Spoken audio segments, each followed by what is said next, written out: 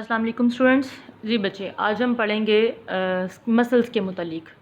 आपको पता है कि जो मसल्स हैं ये टिश्यूज़ हैं, लेकिन मसल्स ये है कि ये टिश्यू है लेकिन ज़रा डिफरेंट किस्म के सेल से मिलकर बने होते हैं। मतलब आम तौर पे आप सेल देखते हैं कि जो एनिमल का सेल है वो थोड़ा राउंड होता है और प्लांट का सेल ज़रा डिफरेंट शेप का होता है, लेकिन जो मसल्स जिस सेल से मिलकर बने होते हैं वो ज़रा लंबे लंबे होते हैं।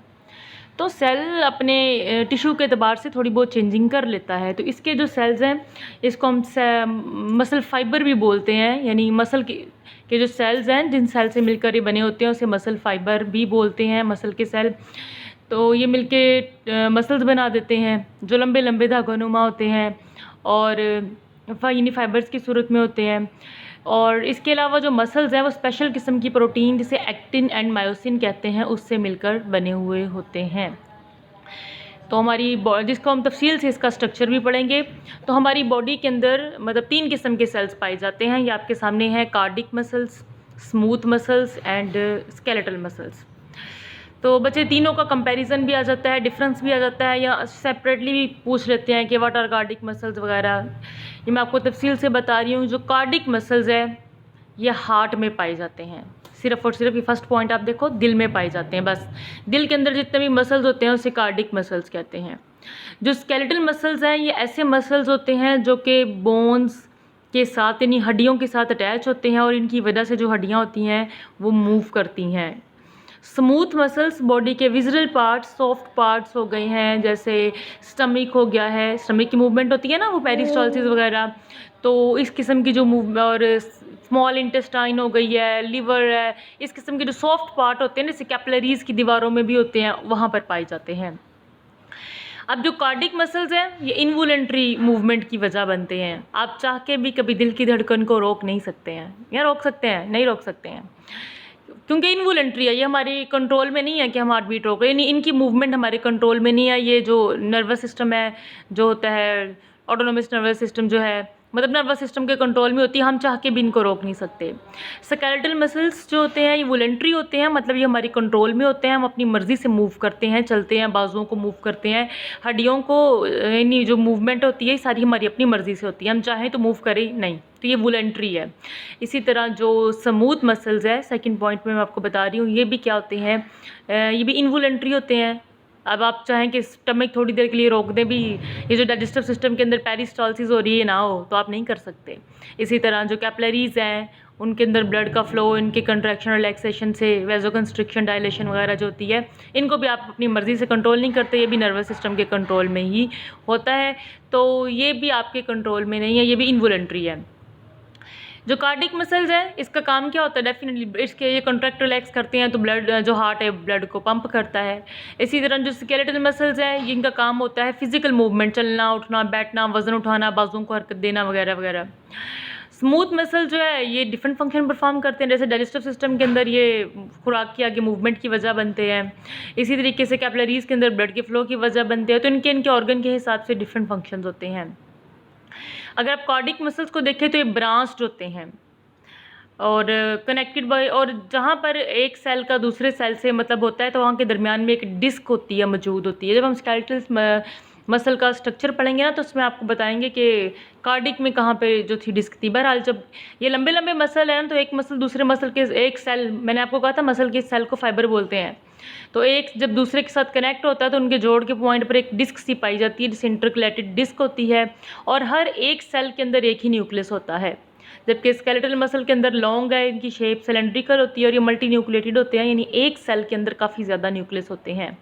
और जो स्मूथ मसल्स हैं ये भी सिंगल होते हैं, टैपरिंग मतलब ये किनारों से ज़रा नोकीले बारीक होते हैं, और न्यूक्लिएटेड है, इनमें भी मतलब जो है न्यूक्लियस मौजूद होता है, न्यूक्लिएटेड सेल्स हैं, सिंगल न्यूक्लियस ही होता है। कभी कभार उनके आपस में मिलने की वजह से फील ऐसे होता है कि शायद ये मल्टी न्यूक्लिएटेड, बेसिकली सिंगल ही होते हैं।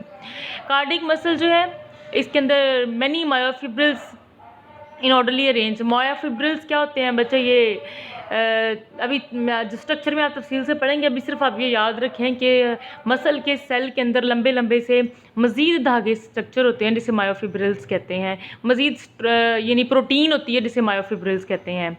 तो इनके अंदर काफ़ी ज़्यादा मायोफिब्रिल्स होते हैं। जो स्केलेटल मसल्स हैं ये स्ट्राइटेड मतलब धारीदार होते हैं। अच्छा, कार्डिक मसल्स भी धारीदार हैं, स्केलेटल मसल्स भी धारीदार हैं, और इसमें भी मायोफिब्रिल्स एक तरतीब से, यानी जो प्रोटीन के फ्रेगमेंट्स हैं उन्हें मायोफिब्रिल्स कह रहे हैं, वो तरतीब से जुड़े होते हैं। और स्मूथ मसल्स नॉन स्ट्राइटेड है, धारीदार, इनकी आप शक्ल देखें ना बाहर से तो ये धारीदार नहीं होते हैं। जी बच्चे, सेल्फ स्टिमुलेटिंग है, ये आपको वही बात हुई कि इनवोलेंट्री है या नॉन इनवोलेंट्री है। Skeletal muscles non self stimulating, यानी हम इसे खुद से स्टिमुलेट नहीं कर सकते हैं। और ये जो स्मूथ है ये खुद से स्टिमुलेट हो रहे हैं, नर्वस सिस्टम इनको स्टिमुलेट कर रहा है, कब कॉन्ट्रैक्ट करना है, कब रिलैक्स करना है। तो ये नर्वस सिस्टम के कंट्रोल, कार्डिक में जो मसल्स हैं ये रेगुलेशन होती है इसकी, नर्वस सिस्टम के कंट्रोल, एंडोक्राइन सिस्टम है, यानी इनको नर्वस सिस्टम और एंडोक्राइन सिस्टम दोनों कंट्रोल करते हैं कार्डिक मसल्स को। एंडोक्राइन जो हार्मोनल सिस्टम है। इसी तरह स्केलेटल मसल है, इसको सिर्फ नर्वस सिस्टम कंट्रोल करता है, इसको एंडोक्राइन सिस्टम नहीं कंट्रोल करता। स्मूथ मसल्स है, ये भी नर्वस सिस्टम और एंडोक्राइन यानी जो केमिकल का सिस्टम है ये दोनों इनको कंट्रोल करते हैं। केमिकल्स की कमी बेशी से इनकी कंट्रैक्शन रिलैक्सेशन में फ़र्क हो सकता है। Cardiac muscles intermediate energy requirement है, जबकि स्केलेटल मसल्स को हाई एनर्जी चाहिए होती है और स्मूथ मसल्स को लो एनर्जी चाहिए होती है। स्पीड ऑफ कंट्रैक्शन इनकी नॉर्मल होती है, इंटरमीडिएट। स्केलेटल मसल्स की ज़रा हाई होती है, हम अपनी मर्ज़ी से इसको तेज़ कम कर लेते हैं। और जो स्मूथ मसल्स हैं इसकी भी ज़रा लो होती है।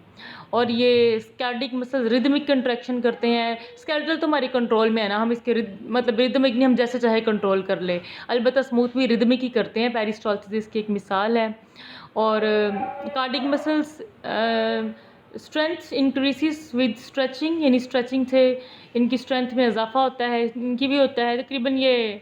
और जो smooth executive release, stress releasing response, stress की हालत में केमिकल्स वगैरह रिलीज़ होते हैं जो इनकी मूवमेंट पे असरअंदाज होते हैं। दिल के मसल्स कभी भी नहीं थकते, डोंट फटीक। जबकि स्केलेटल मसल्स थक जाते हैं, आप भागते हुए थक जाते हो ना, तो स्केलेटल मसल थक जाते हैं, अब रेस्ट की ज़रूरत है। जबकि दिल के मसल थक गए तो बस फिर बंदा भी थक गया। और जो स्मूथ मसल्स हैं ये भी थकते नहीं हैं, ये भी मुसलसल जब तक ज़िंदगी है इनकी मूवमेंट जो है वो होती रहती है। ये बच्चा आपके सामने जो है ये आप देख सकते हैं, डायग्राम है ये, आप देखो कि स्मूथ मसल्स, ये देखिए मैंने आपको कहा था कि जो स्मूथ सिस्टम है ये किनारों से टैपर्ड होते हैं और ये न्यूक्लियस है इसके अंदर पाया जा रहा है, जैसे पेरिस्टाल्सिस वगैरह का रिस्पॉन्स करते हैं। ये हार्ट के मसल्स हैं आपके सामने, ये एक एक न्यूक्लियस है एक एक सेल के अंदर। ये स्मूथ में भी आप देखें, और जो स्केलेटल मसल्स है इसमें आप देखें काफ़ी ज़्यादा न्यूक्लियस मौजूद है। तो स्मूथ को बाज़ औक़ात मल्टी न्यूक्लिएटेड इसलिए कह देते हैं कि ये ब्रांच्ड होते हैं ना, तो पता नहीं चल रहा होता कि एक सेल कहाँ पे दूसरे के साथ मिल रहा है, इसलिए समटाइम ये फील होते हैं। बेसिकली इसमें एक एक ज़्यादा न्यूक्लियस नहीं नज़र आता है। और स्केलेटल है ये मल्टी न्यूक्लिएटेड है, इसमें काफ़ी ज़्यादा मतलब ये देखें लिखे हुए हैं, ठीक है। तो ये डायग्राम है तीनों की कंपैरिजन की।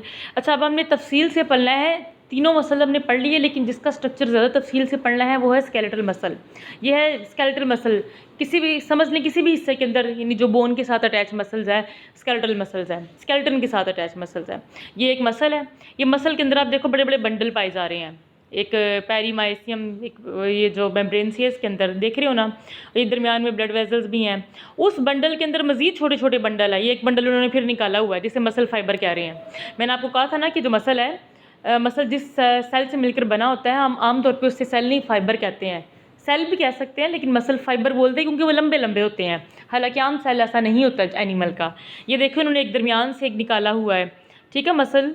ये देखिए ये नहीं बड़े बड़े ये जो है ये बंडल है, एक बंडल निकालें जिसे फेसिकल लिखा हुआ है, उस फेसिकल के अंदर ये जो छोटे छोटे आपको नज़र आ रहे हैं ये मसल फाइबर है, ये मसल के सेल हैं। और हर मसल के सेल के अंदर फिर लंबे लंबे मज़ीद वो जो है जिसे मैंने आपको कहा धागानुमा स्ट्रक्चर है, जिसे जो है मायोफिब्रिल्स वगैरह कहते हैं, वो पाए जाते हैं। ये जो एंड पे सबसे छोटा सा आप देख रहे हो है, ये है मसल फाइबर, ये है मसल का सेल।